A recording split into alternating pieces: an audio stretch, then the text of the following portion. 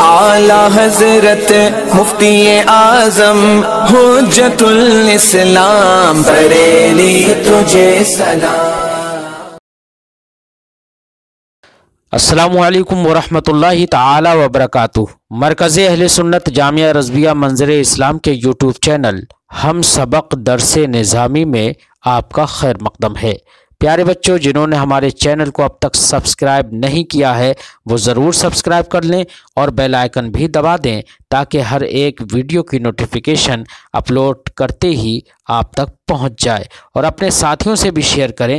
بات پسند آئے تو لائک بھی کریں اور اپنے قلبی تأثر کو کمنٹ کر کے ضرور بتائیں۔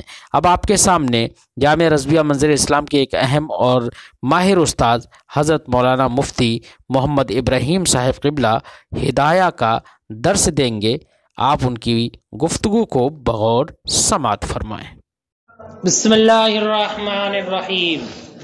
ولو قال لها انت طالق اشد الطلاق او كالف او ملء البيت فهي واحدة بائنة الا ان ينوي ثلاثا۔ تین مسئلے یہاں پر اور ذکر کرتے ہیں، تین قول اور ان کی وضاحت ہے نا۔ شوہر نے اپنی عورت سے کہا انتی طالق اشد الطلاق، یہ پہلا جملہ۔ دوسرا جملہ کہا کالفن، انتی طالق کالفن، ٹھیک ہے۔ یا کہا تیسرا جملہ یہ انتی طالق مل البیت، کیا انتی طالق مل البیت۔ تو ان تینوں صورتوں میں ایک طلاق واقع ہوگی اور وہ بھی طلاق بائینہ، کون سی؟ بائینہ۔ البتہ اگر اس نے تین کی نیت کر لی تو تین کی نیت کرنا بھی صحیح ہے۔ کیا تین کی نیت کرنا بھی صحیح ہے اور تین واقع ہو جائیں گے۔ پہلا والا جو ہے انتی طالق اشد طلاق، تینوں کی وجہ بس بیان فرماتے ہیں الگ الگ۔ فرماتے اس لیے کہ اس نے طلاق کو موصوف کیا ہے شدت کے ساتھ۔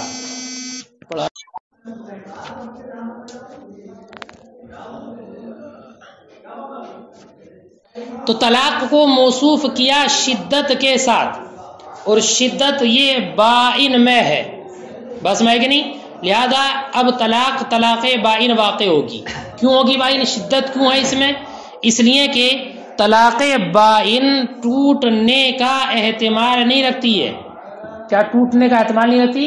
ایسا نہیں ہو سکتا ٹوٹنے، سمجھ رہے ہو، کہ طلاق واقع کر دی اور واپس کر دے، اب طلاق نہیں ہے نا، یہ عورت کو لوٹا لے۔ جیسے کہ طلاق رجعی میں ہوتا ہے کہ اس میں تو اگر طلاق رجعی عورت کو دے بھی دی ہے تو اس کو ٹوٹنے پھوٹنے کا احتمال ہے کہ شوہر اس سے رجعت کر لے اور واپس اپنی بیوی بنا لے، لیکن طلاق بائن میں ایسا نہیں ہوگا۔ اس لیے شدت کا معنی اسی میں پایا جائے گا تو طلاق بائن ہی واقع ہوگی۔ بات سمجھ میں آ گئی؟ اور رہا یہ کہ تین طلاقوں کی نیت کرنا صحیح ہے، تین واقع ہو جائیں گی۔ فرماتے اس لیے کہ لفظ مصدر کا اس میں ذکر ہے، اور یہ بات ما قبل میں کئی جگہ گزر گئی کہ مصدر تین کل جو ہے فرد حکمی اس کا احتمال لگتا ہے، اس لیے کل کے نیت کرنے کی بنیاد پر وہ واقع ہو جائیں گی، ٹھیک ہے۔ اما الاول، رہا پہلی صورت میں فَلِأَنَّهُ وَصَفَهُ بِالشِّدَّةِ، تو اس لیے کہ اس نے موصوف کیا اس کو شدت سے اور وہ بائن ہے۔ لِأَنَّهُ لَا يَحْتَمِلُ الْانْتِقَاضَ وَالْإِرْتِفَاض، اس لیے کہ یہ ٹوٹنے کا اور کیا لوٹ جانے کا احتمال نہیں رکھتی۔ اما الرجعی، اور رہا طلاق رجعی فَيَحْتَمِلُهُ، تو اس میں اس کا احتمال ہے۔ وَإِنَّمَا تَصِحُ نِيَّةُ الثَّلَاثِ، اور اس میں تین کی نیت کرنا صحیح ہے، لِذِكْرِهِ المصدر، اس کے مصدر ذکر کرنے کی وجہ سے۔ وَأَمَّا الثَّانِي، اور رہا دوسری صورت میں، دوسری کیا بیٹا؟ انتی طالق کالفن، یہ دوسرا قول ہے۔ تو ماتے دوسری والی صورت میں طلاق بائن واقع ہوگی، اس لیے کہ اس تشبیہ جو دی گئی نا کالفن، تو کبھی کبھی یہ تشبیہ مراد ہوتی ہے قوت میں تشبیہ دینا، کس میں؟ قوت میں تشبیہ دینا مراد ہوتا ہے، اور کبھی کبھی اس تشبیہ سے مراد لیا جاتا ہے عدد میں تشبیہ دینا۔ کالف یعنی تم کو یہ قوت میں 1000 کی طرح ہے، اور کبھی عدد مراد ہوتا ہے کہ 1000 عدد کے مثل ہے، تو دونوں تشبیہ مراد ہوتی ہیں، ٹھیک ہے۔ تو جیسی نیت ہوگی ویسے ہی اس کا مراد لیا جائے گا۔ لیکن اگر کوئی نیت نہ ہو تو جو ادنا ہے وہ مراد لیا جائے گا. کیا ادنا؟ اور ادنا طلاق بائن ہے، اس لیے اس کا اعتبار کیا جائے گا. ارے بات سمجھ کہ نہیں؟ جیسے کہا جاتا ہے ہوا الف رجل، وہ ہوا الف رجل، تو اب اس سے مراد قوت لی جاتی ہے، وہ 1000 آدمیوں کے برابر طاقتور ہے نا، 1000 آدمیوں کے برابر ہے. لہذا اب جس کی چاہے وہ نیت کر لے، اور اگر نیت نہ پائی جائے تو عقل کا اعتبار ہوگا، وہی واقع ہوگا. ٹھیک ہے. اس کے بارے میں امام محمد رضی اللہ تعالیٰ عنہ سے ایک روایت ہے، ان کی سنو. وہ یہ کہتے ہیں کہ عدم نیت کے وقت میں 3 واقع ہوں گی. کب؟ اگر ایک کی نیت ہو تو 1 ہوگی، لیکن اگر 3 کی ہو تو 3 ہوں گی، اور اگر نہ ہو، کوئی نیت ہی نہ ہو، عدم نیت ہے، تب بھی 3 طلاقیں واقع ہوں گی. کیوں؟ اس لیے کہ یہ الف جو ہے عدد ہے. کیا ہے؟ الف عدد ہے، تو اس سے تشبیہ فی العدد ہی مراد ہوگی ظاہرا. ظاہرا یہ عدد ہے نا، تو تشبیہ فی العدد ہی مراد ہوگی، تشبیہ فی القوت مراد نہیں ہوگی. لہذا جب عدد میں تشبیہ دینا مراد ہوگا تو یہ ایسے ہی ہو گیا جیسے کہ شوہر نے یہ کہہ دیا انتی طالق کا عدد الف، اس میں 3 طلاق واقع ہوں گی، تو یہاں بھی 3 ہی ہوں گی. ٹھیک ہے. وَمَثَانِي، اور دوسرے والا قول میں فَلِأَنَّهُ قَدْ يُرَادُ بِهَذَا التَّشْبِيهِ فِي الْقُوَّةِ تَارَةً وَفِي الْأُخْرَى وَفِي الْعَدَدِ أُخْرَى. اس لیے کہ اس تشبیہ سے مراد یہ آتا ہے کبھی قوت میں تشبیہ دینا، اور کبھی دوسری مرتبہ اس میں کیا ہے؟ عدد میں تشبیہ دینا. یقال هو الف رجل ويراد به القوة، اور اس سے قوت مراد لی جاتی ہے. فیصیق نیت الامرین، تو اس سے دونوں امر کی نیت صحیح ہوگی، جس کی چاہے نیت کر لے. وَعِنْدَ فُقْدَانِهِمَا، اور ان کے فوت ہو جانے کے وقت يَثْبُتُ أَقَلُّهُمَا، ان کا جو عقل ہوگا وہ ثابت ہوگا.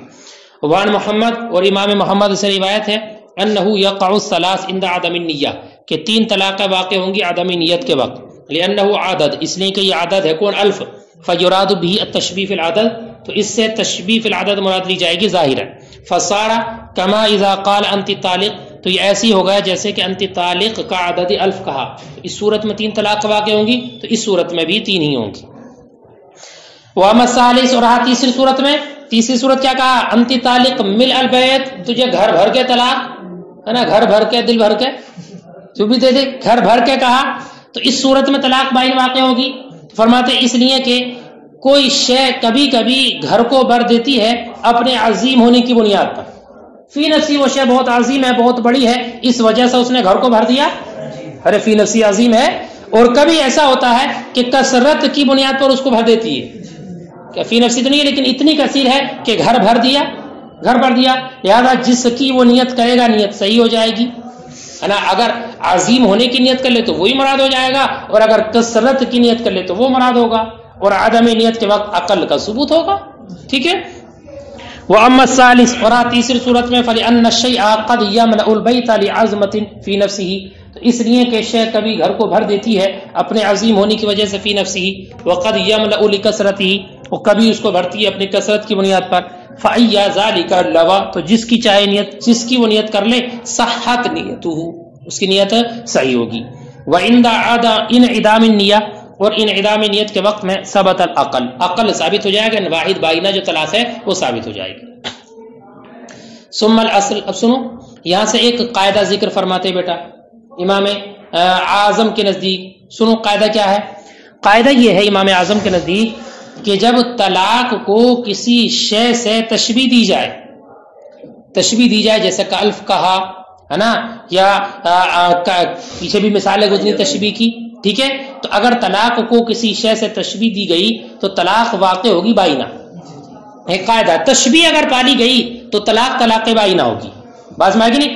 اب مشبہ بھی چاہے جیسا ہو، مشبہ بھی یعنی جس سے تشبیہ دی ہے، تو مشبہ بھی چاہے جو چیز ہو، اگر تشبیہ کی صورت پالی گئی تو طلاق بائنہ واقع ہوگی. اور مشبہ بھی میں یعنی تشبیہ دینے میں لفظ عظم کا ذکر ہو یا نہ ہو، وہ جو عظیم ہے عظیم، تو لفظ عظم وغیرہ کا ذکر ہو یا نہ ہو. کیوں؟ وجہ کیا ہے اس کی کہ طلاق بائنہ ہوگی؟ تو پیچھے گزر گئی یہ بات کہ تشبیہ یہ وصف کی زیادتی کا تقاضا کرتی ہے. کیا وصف زائد کا تقاضا کرتی ہے؟ جب اس کے ساتھ تشبیہ دے دی گئی تو اس کے ساتھ کوئی وصف زائد بھی تو پایا جائے، تشبیہ کا فائدہ ہو.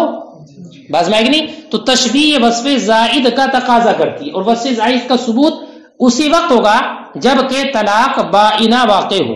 اس لیے امام اعظم کے نزدیک جب تشبیہ پالی گئی تو طلاق بائن واقع ہوگی، مشبہ بھی چاہے جیسا ہو، عزم کا ذکر ہو یا نہ ہو۔ باز میں یہ کہ نہیں؟ ارے سمجھ گئے بیٹا؟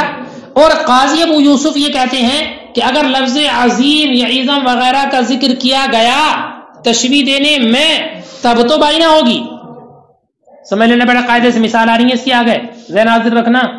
کیا اگر امام ابو یوسف اگر لفظ عظیم عظم وغیرہ کا ذکر کیا تشبیہ میں، ٹھیک ہے، تو طلاق بائنہ ہوگی، ورنہ تو نہیں، ورنہ تو نہیں۔ بس میں کہ نہیں، مشبہ بھی چاہے جیسا ہو، اگر عظم کا ذکر ہوگا تبھی طلاق بائنہ ہوگی، ورنہ طلاق بائنہ نہیں ہوگی۔ کیوں؟ اس لیے کہ کبھی کبھی عظمت اور عظیم وغیرہ کا جو معنی ہے نا، اس معنی سے خالی کر کے محض توحد کے معنی میں بھی تشبیہ دی جاتی ہے۔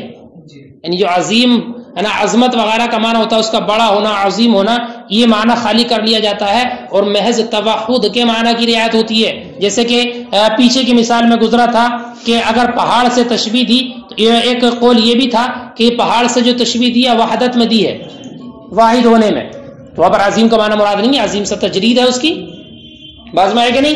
تو اس لیے امام قاضی ابو یوسف کے نزدیک اسی وقت ہوگی کہ جب کہ عظم کا ذکر ہو، جب اس کا ذکر ہوگا تو اب اس کا اعتبار کیا جائے گا یقینی طور پر، ٹھیک ہے۔ اور امام ظفر سنو، امام ظفر یہ کہتے ہیں اگر مشبہ بھی ایسا ہے اور اس ایسی چیز ایسا ہے کہ جس سے تشبیہ دینا بڑے ہونے میں لوگوں کے نزدیک معروف و مشہور ہے، یعنی ان لوگوں کے نزدیک اس سے تشبیہ دی جاتی ہے اس کے بڑا ہونے میں، اگر ایسا مشبہ بھی ہے تو طلاق بائنہ واقع ہوگی، ورنہ تو رجعی ہوگی۔ جیسے کہ پہاڑ ہے تو پہاڑ اس سے تشبیہ دی جاتی ہے، یہ اور چیزیں ہیں ان سے تشبیہ دی جاتی ہے بڑا ہونے میں، بس میں کہ نہیں، تو ان سے طلاق بائنہ واقع ہوگی۔ اور اگر طلاق کو تشبیہ دی سوئی کے ناکے سے تو بیٹا سوئی کا ناکا کتنا بڑا ہوتا ہے اور اس سے تشبیہ دیا، یہ معروف نہیں ہے لوگوں کے درمیان، اس لیے اس میں طلاق رجعی واقع ہوگی۔ ٹھیک ہے، تینوں قول سمجھ گئے؟ مثال آتی ہیں ابھی۔ ثم الاصل عند ابی حنیفہ، پھر اصل قاعدہ امام اعظم کے نزدیک انہ متی شبہ الطلاق بشیء، کہ جب طلاق کی تشبیہ دی گئی کسی شے سے، یقع بائنا، تو واقع ہوگی طلاق بائنہ، ای شیء کان المشبہ به، مشبہ بھی چاہے جو ذکر العظم او لم یذکر، عظم یا عظم وغیرہ کا ذکر کیا گیا ہو یا نہ کیا گیا ہو، لما مرہ، اسی وجہ سے جو گزرا، ان التشبیہ یقتضی زیادۃ وصف، کہ تشبیہ زیادتی وصف کا تقاضا کرتی ہے۔ وعند ابی یوسف، اور امام ابو یوسف کے نزدیک کیا کہ اگر عظم کا ذکر کیا یکون بائنا، تو بائنہ ہوگی، والا فلا، ورنہ تو نہیں، ای شیء کان مشبہ بھی چاہے جو ہو، لأن تشبیہ قد یکون فی التوحد علی التجرید، اس لیے کہ تشبیہ کبھی توحد کے معنی میں ہوتی ہے تجرید پر، تجرید مراد عظیم کا معنی خالی کر کے،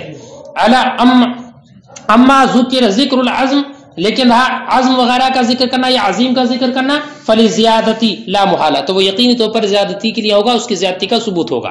وعند ظفر، اور امام ظفر کے نزدیک، ان کان المشبہ به مما یوصف بالعظم عند الناس، اگر مشبہ بھی ان میں سے ہے کہ جس سے وصف بیان کیا جاتا عظم وغیرہ سے یا عظیم ہونے میں لوگوں کے نزدیک، یقع بائنا، تو طلاق بائنہ واقع ہوگی، والا فهو رجعی، ورنہ تو رجعی ہوگی۔ وقیلا، اور ایک قول یہ ہے محمد ما ابی حنیفہ، امام محمد امام ابو حنیفہ کے ساتھ ہے، یعنی امام محمد کا وہ قول ہے جو امام اعظم کا ہے۔ وقیلا مع ابی یوسف، اور ایک قول یہ ہے کہ یہ امام ابو یوسف کے ساتھ ہے۔ بیٹا قول سمجھ گئے تینوں؟ اب سنو مثالیں، وہ بیان ہو، اور اس کی تفصیل ان قول میں، مثل رأس الابرہ، کیا کہا؟ انت طالق مثل رأس الابرتی، بات میں آئی کہ نہیں؟ کیا تجھے طلاق سوئی کے ناکے کے برابر، بات میں آئی کہ نہیں؟ ایک قول ہے مثل عظم رأس الابرہ، اس میں عظم کا ذکر کیا، اور تیسرا قول ہے مثل الجبل، ٹھیک ہے، اور چوتھا قول ہے مثل عظم الجبل۔ بڑے بیٹا سمجھ کے چاروں؟ اب سنو، پہلا والا جو ہے نا مثل رأس الابر، تو اس صورت میں امام اعظم کے نزدیک طلاق واقع ہو جائے گی، اور کون سی ہوگی؟ بائنہ، اس لیے کہ طلاق کو تشبیہ دی گئی ہے، جب تشبیہ دینا پا لیا گیا تو قاعدے کے اعتبار سے طلاق بائنہ واقع ہو جائے گی۔ ارے بیٹا بات میں آ گئی؟ اور دوسرا جو ہے مثل عظم رأس الابرہ، سمجھ آگے بات؟ تو امام اعظم کے نزدیک ہوگی، امام ابو یوسف کے نزدیک نہیں ہوگی، کیوں؟ اس لیے کہ عظم کا ذکر نہیں ہے، ٹھیک ہے، اور امام ظفر کے نزدیک بھی نہیں ہوگی چونکہ اس سے تشبیہ نہیں دی جاتی عرفاً۔ अरे समझ लेना कायदे से मिसालों को। दूसरी मिसाल है मिसला इज़म रासिल इबरा, इस सूरत में इमाम आजम के नजदीक भी तलाक हो जाएगी और इमाम काजी अबू यूसुफ के नजदीक भी हो जाएगी। इमाम आजम के नजदीक इसलिए कि तशबीह पाली गई, इमाम काजी अबू यूसुफ के नजदीक इसलिए कि इज़म का जिक्र पा लिया गया, ठीक है। इमाम अबू यूसुफ इमाम जुफर के नजदीक नहीं होगी क्योंकि तशबीह नहीं दी जाती इससे, ठीक है। और तीसरा कौल मिसलल जबल, क्या मिसलल जबल, इस सूरत में इमाम आजम के नजदीक तलाक हो जाएगी तशबीह की बुनियाद पर, इमाम जुफर के नजदीक भी हो जाएगी क्योंकि तशबीह पाली गई ऐसी चीज से जो उर्फन तशबीह दी जाती है। इमाम अबू यूसुफ के नजदीक नहीं होगी, इज़म का जिक्र नहीं है। और मिसला इज़म जबल तीनों के नजदीक हो जाएगी, समझ की बात नहीं, तीनों के कायदे के एतबार से तलाक हो जाएगी। वलो क़ाल अंति तालिक ततलीका, और अगर अंति तालिक ततलीकतन शदीदा कहा, अंति तालिक ततलीकतन शदीदतन, ठीक है, या अंति तालिक ततलीकतन अरीज़तन, अंति तालिक ततलीकतन तवीलतन, ठीक है, फहिया वाहिदतुन बाइना, तो इस सूरत में एक तलाक होगी बाइना होगी। लिअन्ना मा ला युमकिनु तदारुकुहु यश्तद्दु अलैहि, इसलिए कि वो जिसका तदारुक मुमकिन ना हो वो शौहर पर सख्त हो जाता है। अने तवील अरीज शदीद, कितना शदीद कितना तवील कितना अरीज, इसका तदारुक मुमकिन नहीं, तो अब इसकी सख्ती का जो असर जाहिर होगा वो शौहर पर। अब शौहर पर क्या कि उसके निकाह से बिल्कुल निकल जाएगी, ठीक है। वह वल बाइन, और वो बाइन है। वमा यसअबु तदारुकुहु, और वो जिसका तदारुक दुश्वार हो मुश्किल हो, कहा जाता है हाजल अमरु तूलुन व अर्जुन, क्या ये अर्ज ये काम ये मामला बड़ा लंबा चौड़ा है, कितना कोई काम करवाओ किसी से तो क्या बड़ा लंबा चौड़ा काम है, बहुत मुश्किल है। हाजल अमरु तूलुन व अर्जुन। व नबी यूसुफ, और काजी अबू यूसुफ से इसके बारे में रिवायत है अन्नहु यक़अउ बिहा रजइया, कि इस सूरत में रजी वाक़ होगी, कौन सी जो गुजरी है अभी। क्यों फरमाते लिअन्ना हादल वस्फ़ ला यलीक़ु बि, इसलिए कि ये ऐसे औसाफ हैं कि जो तलाक के लायक नहीं है। तवील होना, अरीज होना, अना या शदीद होना, ये तलाक के मुनासिब वस्फ नहीं है, उसके मुनासिब नहीं है तो इसके एतबार भी नहीं किया जाएगा, और तलाक रजई वाक़ होगी। फयलगु, तो ये वस्फ लग होगा। वलो नवस सलास फी हाज़िल फुसूल, और अगर नियत कर ली 3 तलाकों की इन तमाम फसूल में, जो सूरतें गुजरी हैं, सह्हत नियतुहु, इसकी नियत सही होगी।